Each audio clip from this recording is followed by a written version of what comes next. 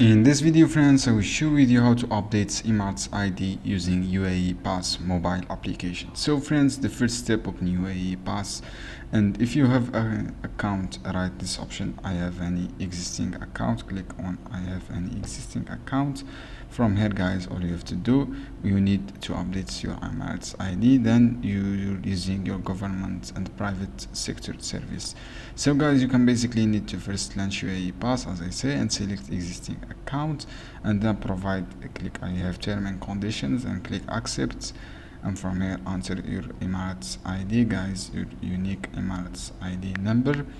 And then guys, all you have to do to go to your open your profile, and then go to profile personal information to verify your identity. You can verify by using your face ID, fingerprint, or you can use your OTP on your phone, and then click on application. You will scan your front and back your new Emirates ID, and then enable your camera. To enable this one, just click enable your camera, then confirm your changing request. This is how you can do, guys. I hope this video helpful for you. See you on another video soon.